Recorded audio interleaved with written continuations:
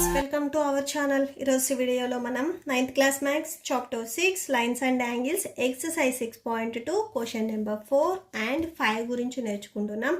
Question number 4, in figure 6.26 AB parallel to CD and angle APQ equal to 50 degrees and angle PRD equal to 127 degrees. Find X and Y.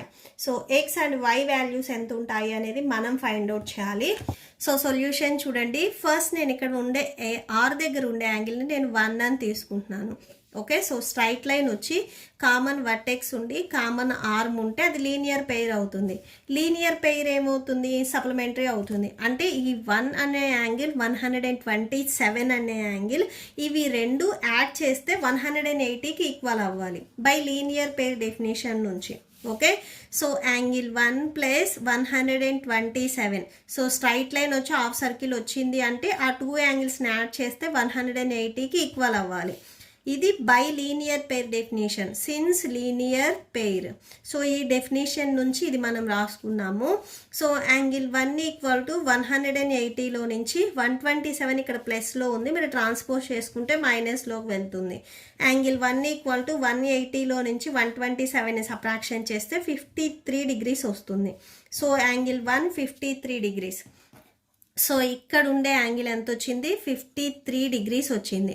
మనకు కావాల్సింది x and y. Okay, so next మనం x and వైని find out చేయాలి. ఇక్కడ మీరు observe చేసినట్లయితే 50 and x వచ్చేసరికి vertically opposite యాంగిల్స్లో ఉన్నాయి. వర్టికల్లీ ఆపోజిట్ యాంగిల్స్ ఏమవుతాయి? ఈక్వల్ అవుతాయి. సో ఇక్కడ రాసుకోండి, here 50 degrees and x are vertically opposite angles. Vertically opposite angles. So ఇప్పుడు మనకి ఎక్స్ వాల్యూ కూడా వచ్చింది. నెక్స్ట్ వై వాల్యూని ఫైండ్ అవుట్ చేస్తున్నాము by angle sum property.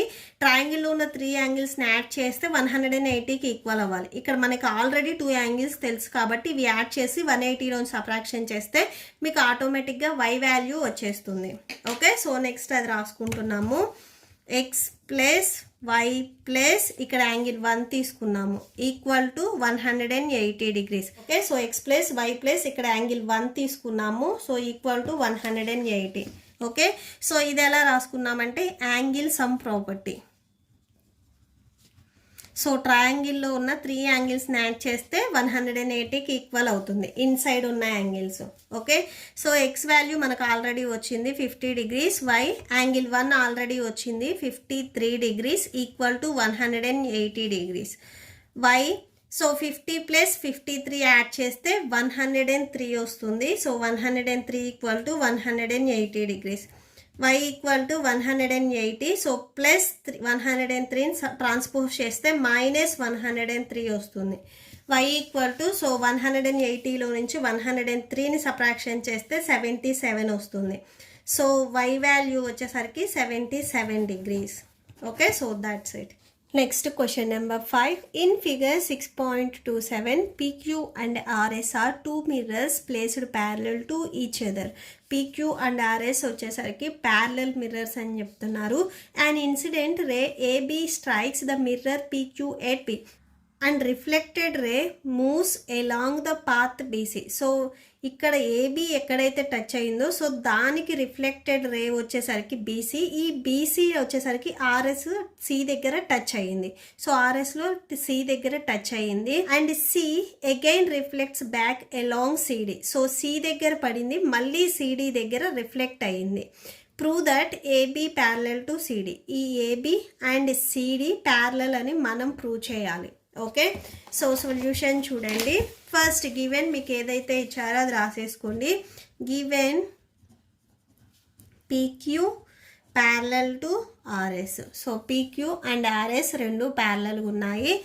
And so AB BC and CD are race.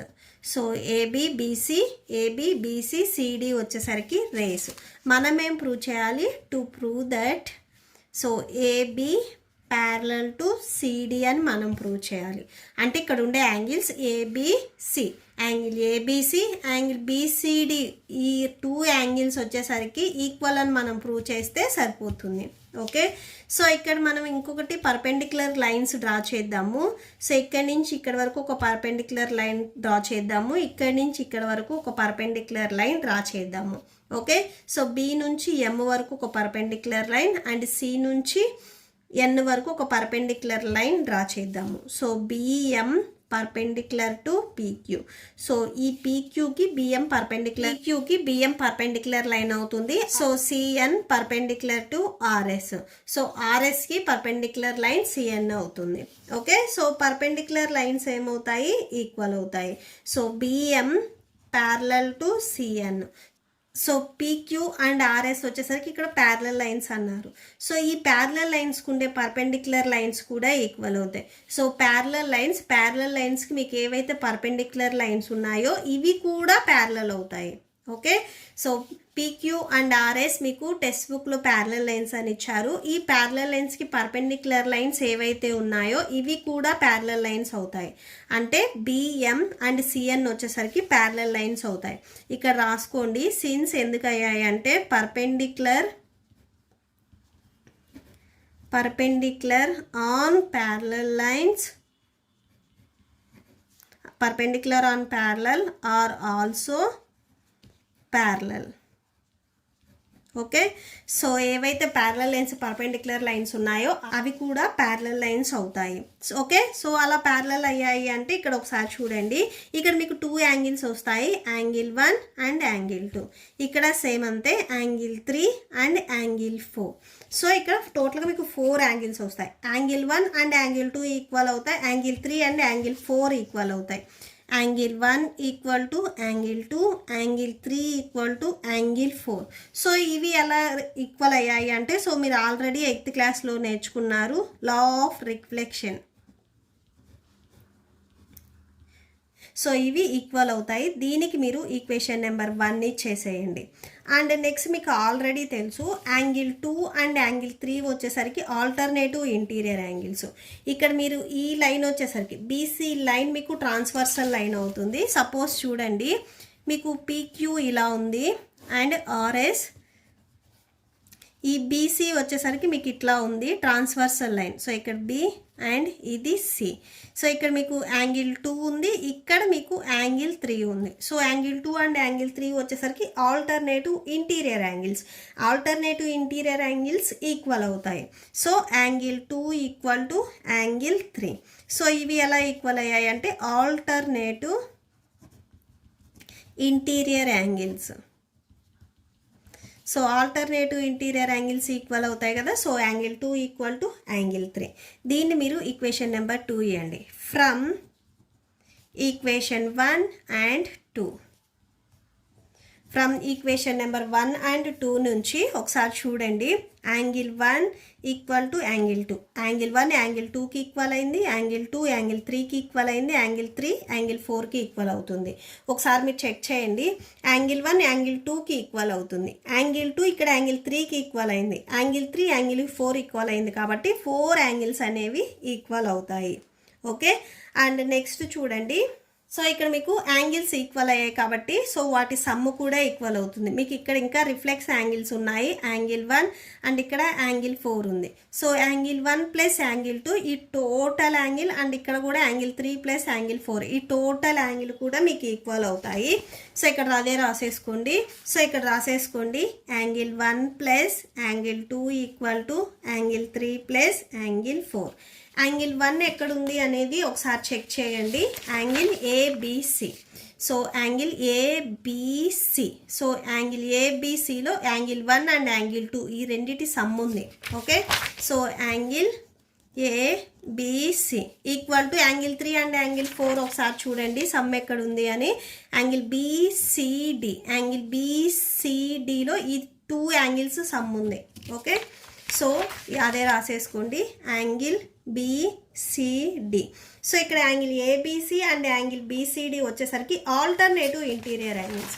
మీరు ఒకసారి చెక్ చేయండి, angle ABC ఈ టోటల్ యాంగిల్ అండ్ ఇక్కడ కూడా యాంగిల్ BCD, ఈ టోటల్ యాంగిల్ వచ్చేసరికి ఆల్టర్నేటివ్ ఇంటీరియర్ యాంగిల్స్ ఈక్వల్ అవుతాయి. సో ఎప్పుడు ఈక్వల్ అవుతాయి? ప్యారలల్ లైన్స్ ఉన్నప్పుడు ఈక్వల్ అవుతాయి. ఇక్కడ ఆల్రెడీ ఆల్టర్నేటివ్ ఇంటీరియర్ యాంగిల్స్ అవుతున్నాయి కాబట్టి సో AB అండ్ CD వచ్చేసరికి ప్యారలల్ లైన్స్ అవుతాయి. ఓకే, సో ఇక్కడ రాసేసుకోండి. Angle ABC and angle BCD are alternative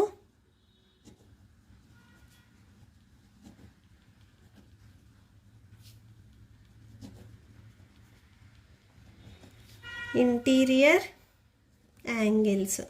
so alternative interior angles equal అవుతాయి కదా. సో ఈక్వల్ అయ్యాయి కాబట్టి so AB parallel to CD. So that's it. ఈ ప్రాబ్లంతో మీకు ఈ వీడియో కంప్లీట్ అయింది. మీకు ఈ వీడియో నచ్చితే ప్లీజ్ లైక్ చేయండి, మీ ఫ్రెండ్స్కి షేర్ చేయండి అండ్ మన ఛానల్ని సబ్స్క్రైబ్ చేసుకోండి. ఇప్పుడు నేను చెప్పిన ఈ 2 ప్రాబ్లమ్స్కి మీకు నోట్స్ డిస్ప్లే అవుతుంది, చెక్ చేసుకోండి. Thank you and thanks for watching.